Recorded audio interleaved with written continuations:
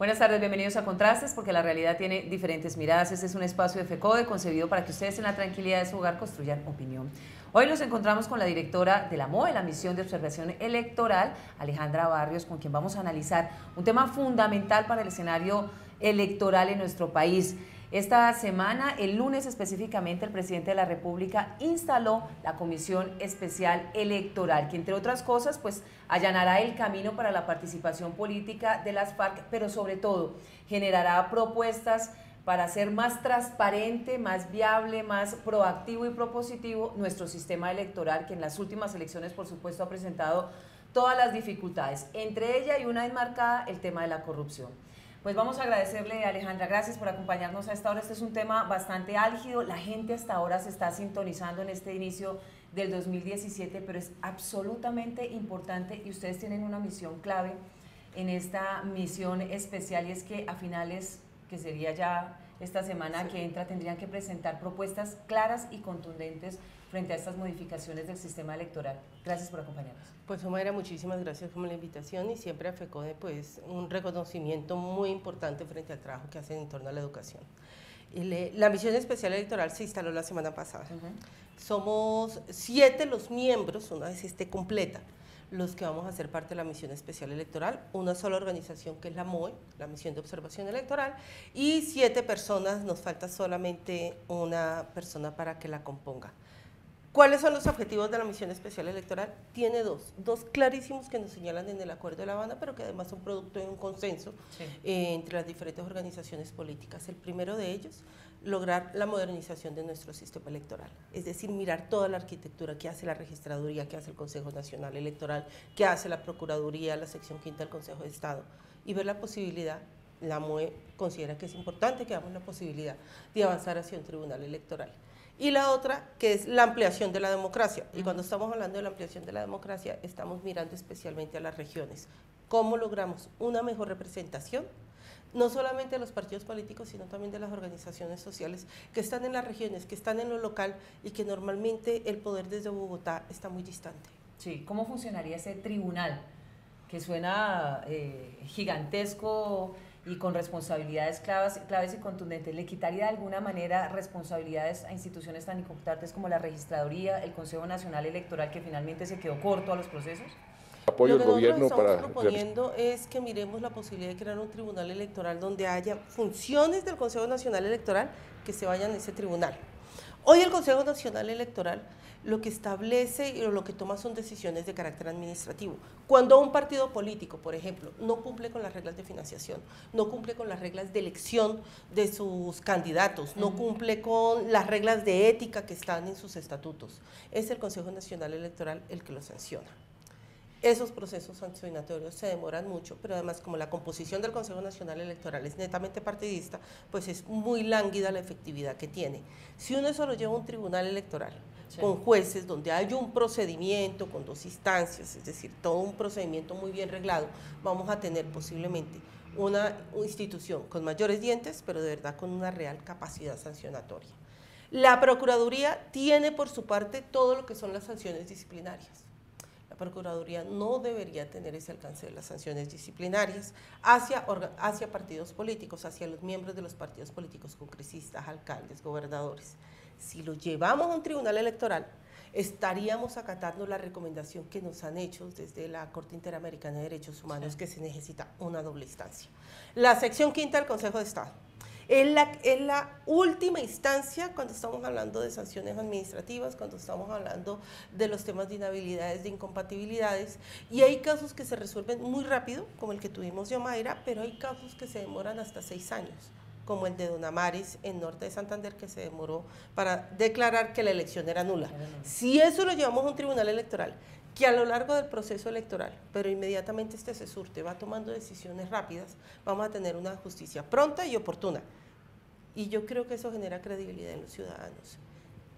Y tendríamos además nuestra propuesta acompañada de eso, de un consejo electoral que sea completamente independiente y para que no sea de conformación partidista, es decir, para que no sean los mismos partidos revisando sus propias reglas de juego. ¿Cómo se lograría precisamente eso? Que eso es lo que le ha quitado dientes a todo el proceso. que todo el mundo termina metiendo la mano. Nosotros hemos insistido mucho en que sería muy importante conocer el caso de México. México y Colombia en temas de política a veces parecemos espejos, espejo y reflejo. México hizo una reforma muy importante que dio la creación del Instituto Federal Electoral. Y ahí lo que hicieron exactamente fue romper esa relación entre partidos políticos y la autoridad electoral. Y la autoridad electoral proviene de propuestas, postulados de organizaciones sociales, de la academia, de diferentes instancias, son elegidos por el Congreso de la República, pero quienes los postulan no son los mismos partidos políticos. Claro. Entonces eso logró romper, y hoy hay un mayor control, pero los partidos políticos tienen presencia en la autoridad electoral con derecho a voz, pero sin derecho a voto.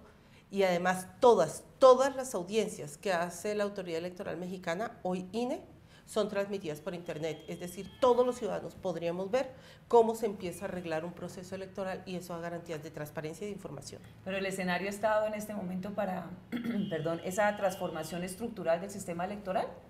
Yo creo que Porque además, perdón, estamos a puertas de unas elecciones importantísimas en este país, donde los grandes, los duros, pues, están en juego por la presidencia de la República. O sea, es una cosa... Es un cambio muy grande. Los cambios normalmente grandes en materia electoral se están haciendo antes de elecciones en este país, lo que no es bueno. Digamos, nosotros siempre hemos señalado, uno no puede cambiar las reglas de juego cuando ya va a iniciar el partido de fútbol. Eso está mal. Sí. Pero ¿qué es lo que sí creemos que podemos hacer? Uno, hay unos ajustes y unos cambios en los que uno podría avanzar antes para elecciones locales, para elecciones a Congreso, perdón, sí. Antes de verdad que empiece a correr el calendario electoral. Entonces, unos ajustes que uno puede ir haciendo. Hay unas reformas que pueden ser mucho más profundas que las estaríamos viendo poner en marcha hacia las elecciones locales, es decir, 2019. Eso ya es mucho más reposado. Y nuevamente, posiblemente para las elecciones del 2019, del 2020, 22, que serían las siguientes elecciones, ya podríamos tener todo un sistema completo. Si de verdad hacemos reformas de fondo, la implementación se tiene que ir haciendo gradual, y podríamos ir probando si los ajustes que se están haciendo de verdad están solucionando los problemas que todos hemos identificado, porque no solo es la misión de observación electoral, no solo los que identifiquen la misión especial electoral, sino con los partidos políticos hay que hacer un trabajo muy fuerte porque son ellos especialmente quienes sufren la falta de transparencia en nuestro sistema electoral. Bueno, y ponerle punto final a esa rueda suelta que en cada elección sabemos, conocemos las mismas denuncias, es que parece una cartilla sin fin, pues básicamente en nuestro sistema. Como la repetición. Volvemos y tenemos una rutina electoral que pasa por criminalidad electoral, compra de votos, transhumancia electoral, identificaciones falsas de ciudadanos, es decir, tenemos ya una rutina en la que casi que uno podría tomar las noticias de hace cada 4 años, ponerlas y no cambia mucho. Muy triste. Vamos a hacer contacto a esta hora con nuestra compañera Viviana Bello, ya se encuentra con Armando Novoa, magistrado del Consejo Nacional Electoral y quien inicialmente debería estar haciendo parte de esta misión especial electoral, pero algunos problemas técnicos y de logística por parte del Consejo Nacional y el Congreso impidieron su participación en el mismo, que habría sido importantísima. Viviana, adelante, la escuchamos. Omaira, muy buenas tardes. Pues usted lo ha dicho, en las próximas semanas se deberá reunir el Gobierno Nacional, las autoridades electorales y la guerrilla de las FARC para definir y estudiar esas propuestas que hay sobre esa reforma electoral y política que requiere el país y pues también de cara a esos acuerdos de paz pactados en La Habana. Para hablar sobre este tema saludamos a esta hora de la tarde al magistrado del Consejo Nacional Electoral, el doctor Armando Novoa. Muy buenas tardes. ¿Y cómo ve las propuestas la primera pregunta que ha hecho la MOE sobre ese revolcón electoral que se debe dar al interior de las instituciones también, de la registraduría y del mismo Consejo Nacional Electoral? Buenas tardes. Creo que es un momento muy oportuno, como lo ha planteado la MOE, para que el país discuta y examine en detalle el funcionamiento de la organización electoral en su conjunto. Todos los procesos de control al financiamiento de las campañas, al funcionamiento interno de los partidos, pasan por el Consejo Nacional Electoral. Y lo que hemos visto hasta este momento es que desafortunadamente, por distintas circunstancias, el Consejo no ha logrado cumplir satisfactoriamente sus competencias constitucionales. De manera que es el momento para que se piense en una nueva arquitectura institucional de la organización electoral que a mi manera de ver también involucra a la Registraduría Nacional del Estado Civil. Es hora de que en Colombia hablemos de un verdadero poder electoral. Tiene que ser un poder sin influencia de los partidos políticos, con independencia del Congreso, del gobierno y de las demás ramas del poder público, con el propósito de que cumpla ese nuevo poder electoral las funciones tan importantes a una democracia como son las de garantizar la pureza del sufragio y la transparencia en todos los procesos electorales. Por supuesto, todo eso tiene que hacerse respetando el principio de estabilidad de sus empleados, garantizando que el conocimiento que se ha acumulado por varios años allí por parte de sus funcionarios se mantenga, pero eso no es óbice para mejorar sus índices de transparencia y para hacer una cirugía a fondo que me parece el país está en mora de realizarla. Doctor Armando, la misión de observación electoral también plantea la necesidad de la identificación biométrica a la totalidad de los ciudadanos y también habla sobre esa reestructuración de la registraduría para quitarle un poco de poder por esos intereses políticos que ha tenido a lo largo de la historia. Hablemos sobre ese punto. Bueno, el fenómeno de la identificación biométrica de los ciudadanos se está expandiendo en todo el mundo.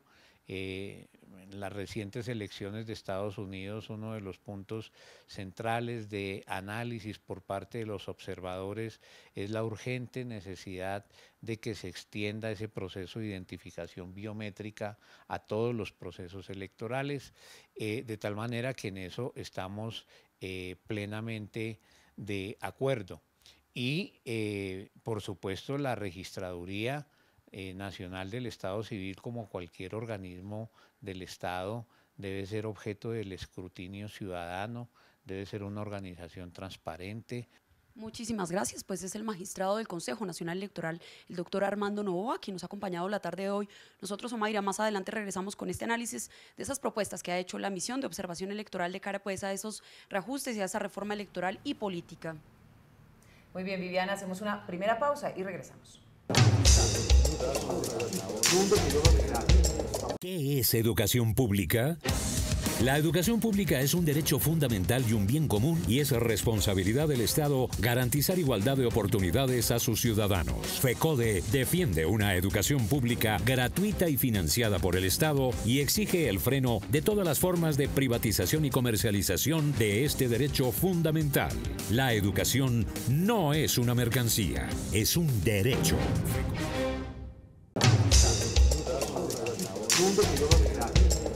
Estamos de regreso en Contrastes porque la realidad tiene diferentes miradas. Hoy abordando un tema trascendental en el escenario político que tiene que ver con una reforma estructural y profunda al sistema electoral. No seguir repitiendo esos errores constantes que vienen beneficiando a los mismos y perjudicando a la ciudadanía, que es la que debe participar y disfrutar de estos procesos democráticos para elegir quienes serán los voceros para transformar este país. Alejandra, directora de la MOE, ¿cuál es la diferencia específica entre esta misión especial electoral y la MOE? Porque es que ahora resulta que la gente los confunde con gran facilidad, entonces la que está jalonando el proceso es la MOE. No, son dos cosas completamente diferentes. Son dos cosas completamente diferentes. La misión especial electoral nace de los acuerdos de La Habana. Entonces, ¿qué es lo que en el punto 2 de los acuerdos de La Habana, que habla de la participación de los ciudadanos, se señala que es importante abrir la democracia, poder trabajar hacia una profundización de la democracia colombiana? Y de manera muy acertada se señala, es importante avanzar en una serie de reformas. ¿Por qué señalo que de manera muy acertada? Porque lo que se está planteando ahí es algo que hemos venido haciendo después de la Constitución del 91, que son ajustes, es decir, no se inventó el agua tibia en polvo en lo que dicen los acuerdos de La Habana, sino lo que dicen es, miremos el sistema electoral de manera integral, miremos el sistema político de manera integral y garanticemos que aquí se modernice y que aquí haya mayor representación. Para poder hacer eso, invitemos a la misión de observación electoral, porque de manera explícita es la única organización invitada en el acuerdo, y a 6 personas más elegidas de manera completamente independiente por los Andes, por la Nacional, el Instituto para el Fortalecimiento de la Democracia y el Centro Carter, que los elijan. Esas personas que no están metidas haciendo campaña política, que no quieren ser presidente de la República, que no están buscando quedar elegidos en ninguno de estos organismos y que tienen amplio conocimiento en el tema político y electoral, que hagan una serie de propuestas. Como tenemos fast track, tenemos una ventana de oportunidad. Que esas propuestas vayan encaminados a esos dos objetivos, que se las presenten al gobierno nacional, que las trabajen y las dialoguen con los partidos políticos y que veamos la posibilidad de que éstas sean incluidas en nuestro ordenamiento para tratar de avanzar en los dos sentidos ya señalados, pero de una manera muy rápida, expedita, entendiendo la realidad que vive Colombia y la forma en que hacemos política los colombianos, es decir, a solucionar los problemas que de verdad nos duelen. ¿Por qué resultó para ustedes tan compleja o no acertada la propuesta del presidente de financiar en la totalidad las campañas? ¿Podría haber sido esa una posibilidad de acabar con el tema de la corrupción, de los dineros que no debieran entrar en las campañas? ¿No era una posibilidad viable? Omaira, el tema de la financiación de las campañas es un problema que tenemos desde la misma Constitución de 1991. Lo primero en lo que nos tenemos que poner de acuerdo es que aquí nadie sabe cuánto vale una campaña, sí, ni de dónde salen los recursos totales para financiar esa campaña. Entonces, solamente vamos a poner un ejemplo. Puede estar autorizada una candidatura a una gobernación para gastarse, no sé, 950 millones de pesos y todo el mundo te dice, es que no, la candidatura para esa gobernación vale 5.000 millones, 6.000 millones. Entonces, uno no sabe qué tan real son los costos porque son recursos que ingresan desde la ilegalidad. Como no sabemos cuánto vale, pero sí se sabe que entra muchísima plata, la primer fuente de corrupción entonces es la financiación. ¿Cómo logras parar esa fuente de corrupción? El presidente de la República señala, veamos la posibilidad de financiar 100% una campaña electoral. Pero esa medida no se puede tomar sola. Si uno financia 100% una campaña, las campañas electorales tendría que dar una discusión muy seria entonces sobre cerrar las listas. Si estás dando una discusión muy seria de cerrar las listas, tienes entonces que dar el debate muy fuerte de cómo democratizan los partidos y además cómo haces la selección objetiva de esos candidatos, pero además cómo fortaleces la forma en que esos partidos van a controlar la financiación que entra para esas primarias. Entonces, cada decisión que uno toma en el sistema electoral o en el sistema político genera una serie de decisiones como esos juegos de dominó, que uno mueve una ficha y todo se va. Sí. Entonces, que toca siempre mirar toda la arquitectura para ver si logramos dejar de hacer parches y podemos mirar el problema de manera integral. No es inviable. Uno la puede hacer viable, pero tiene que entender que tiene que tocar entonces muchos temas. ¿Habrían unos topes específicos si abordamos ese tema de la financiación del 100% de las campañas políticas? Unos topes específicos que de alguna manera terminarían beneficiando a los partidos pequeños, porque es que aquí hay una feria de millones, evidentemente quienes tienen más pues invierten más en las campañas y todo el tema, pero para los partidos pequeños, para las regiones, ¿podría funcionar de manera eficaz? Especialmente para los partidos minoritarios y para los partidos de oposición. Precisamente lo que se está empezando ya a finalizar en la discusión con las diferentes organizaciones políticas es el Estatuto de la Oposición. El Estatuto de la Oposición debe estar entrando en los próximos días en debate en el Congreso de la República y se ha hecho todo, además por fast track, y se ha hecho todo un trabajo desde el año pasado, llevan 7, 8 meses trabajando el contenido de este estatuto. ¿Qué es lo que está buscando ese estatuto? Que esas diferencias de ingresos de recursos para el funcionamiento de la política, es decir, de su organización política, pueda ser mayor si un partido se declara en oposición.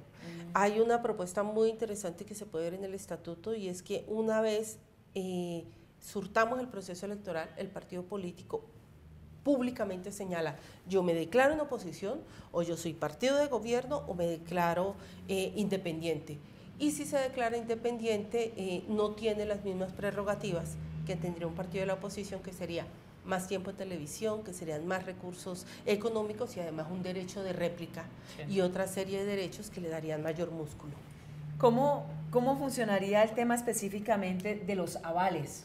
Que eso es un dolor de cabeza eterno, y de alguna manera ajustar a los partidos políticos, hacerlos más responsables de ese tema de los avales, porque entonces aquí pasa que sí pero no, y nunca hay investigación y hay procedimientos en contra de los partidos que son quienes evidentemente generan esos avales. Nosotros en Colombia no tenemos medidas de responsabilidad política para cuando un partido, una organización toma la decisión de no avalar a una persona idónea. Más bien lo que tenemos es un sistema perverso que lo que hace es fomentar la decisión de avalar a una persona que no es idónea y que nos está llevando a elecciones atípicas. El año pasado tuvimos una elección atípica cada 15 días. Eso uno dice, bueno, una elección atípica, no, esa sale tu bolsillo, bueno, iniciamos ¿no? el y son los impuestos. Con otra iniciamos y ya estamos preparando la de CRT, que debe ser este fin de semana. Entonces, ¿qué hay que generar ahí? Igual que lo hicimos para las relaciones entre grupos armados ilegales y partidos políticos frente a responsabilidad política que pueden perder hasta la personería jurídica, exactamente lo mismo tenemos que hacer para cuando partidos de manera irresponsable privilegian los votos y privilegian la plata para decidir quién va a ser el candidato para sus alcaldías, para sus gobernaciones, para el Congreso de la República, no importa qué cargo. Exactamente lo mismo. ¿Eso qué significa? Un partido político que pone un candidato que posteriormente se le anula la elección, que es sancionado, se lo llevan a la cárcel por maloso, debería devolver lo que se le entregó en reposición de votos. Debería tener una multa que fuera proporcional al costo de la elección atípica que acaba de ganar. Debería tener completamente impedido que presentara una terna, porque hoy es el mismo partido político que lo premian diciéndole presente usted la terna, y esa persona la terna es la que prepara la elección atípica. Y además no solo eso, debería prohibirse que pueda presentar para esa elección atípica que él causó por hacer una revisión ligera de la hoja de vida, la imposibilidad de presentar candidato. Si uno toma esas medidas de responsabilidad política, les aseguro, los partidos políticos ya no van a volver a fingir amnesia frente a las hojas de vida de unos candidatos que a los 3 meses ya están o fuera del cargo o investigados por la Fiscalía. Bueno, y acabar con esa historia de gobernar en cuerpo ajeno, que desde la cárcel eligen y demás, que es una historia, como usted lo dice, absolutamente perversa. Volvemos con Viviana Bello, quien tiene otro invitado, otra reacción muy importante frente a este tema. Ella se encuentra en este momento con Sergio de Zuviría. Omaira, pues usted ha venido mencionando esas propuestas que ha hecho la misión de observación electoral para esa reforma electoral y política que requiere el país. Para hablar sobre este tema saludamos a esta hora de la tarde al profesor de la Universidad de los Andes, Sergio de Zuviría, e iniciamos preguntándole, profesor, muy buenas tardes, sobre el tribunal electoral que propone la MOE. ¿Cómo lo ve usted?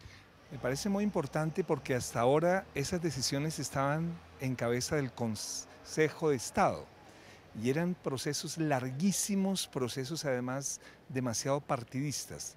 Necesitamos un tribunal especial para decidir todo lo que tiene que ver con los delitos electorales, con lo que tiene que ver con corrupción electoral, con financiación. Un tribunal especializado, técnico, profesionalizado, sería una ayuda muy grande para reformar el sistema electoral en Colombia. Maestro Sergio, también la MOE plantea la necesidad de la creación de partidos subregionales por afiliados. Sí, porque en los debates que hemos dado, el sistema de partidos en Colombia está demasiado atado al tema de la personería jurídica. Y la personería jurídica termina favoreciendo solo los partidos de carácter nacional, por los datos que se exigen y por la representatividad que se exige. Son cantidades que van en contra de partidos locales, de partidos regionales. Entonces tenemos que crear un sistema que en el origen de los partidos no lo ate exclusivamente a la personería jurídica, sino que permita que los partidos territoriales, locales y regionales prosperen. Eso revitalizaría la democracia plena en Colombia. Colombia no es solo un país nacional, es un país territorial y de regiones, y creo que es una idea importante, un nuevo sistema para legitimar la existencia de partidos locales y regionales. Mire, tal vez uno de los temas más importantes que habla la MOE y que también pues está en el debate público es, y pues ahora que se ha dado tantos escándalos de corrupción que ha salido a la luz pública, es sobre el control y la información previa de la financiación de campañas electorales. Creo que el tema de la financiación es neurálgico en la modificación. Hay financiación para el funcionamiento, hay financiación para las campañas y hay financiamiento para la educación política, que es un tema clave en Colombia. Pero si el proceso de las campañas no tiene un control permanente, sostenible y previo, las campañas se vuelven un foco también de corrupción y de clientelismo. Por eso hay que crear sistemas muy eficaces, muy técnicos de control previo y de control continuado en el proceso del financiamiento de esa parte que son las campañas políticas. Termino preguntándole, ¿ve usted voluntad política de parte del gobierno nacional para dar esa reforma? Yo creo que este país entendió que con el proceso de paz, si no se modifica el sistema electoral, no será posible un enriquecimiento de lo que ha denominado el acuerdo la apertura democrática. Es un tríptico, es, por un lado, mejorar la posibilidad de existencia de partidos, por otro lado, un excelente estatuto de la oposición y por otro lado, una misión especial que está acordada que reforme de raíz estructuralmente el régimen electoral en Colombia. Creo que vamos por el camino que es.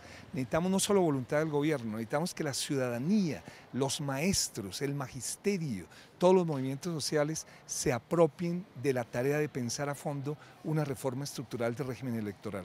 Muchísimas gracias al filósofo Sergio de Zuviría. Nosotros, Omaira, pues la invitación como siempre para que ustedes revisen nuestras redes sociales y también la página www.fecode.edu.co. Muy buenas tardes, Omaira.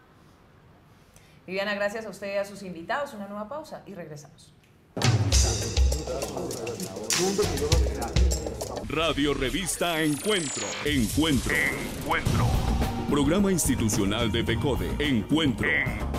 Sindicalismo, arte, cultura, actualidad, tecnología, pedagogía, educación. Encuentro. Las expresiones de vida con que se construye Colombia tienen un punto semanal de encuentro. Todos los sábados a las 7:30 de la mañana por Colmundo Radio.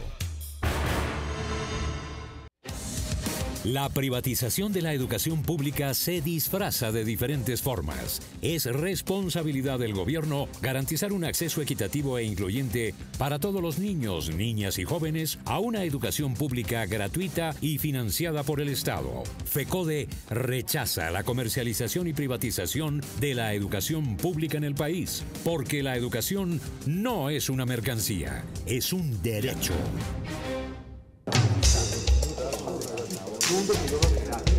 ¿Hay tiempo suficiente para todo esto que se pretende?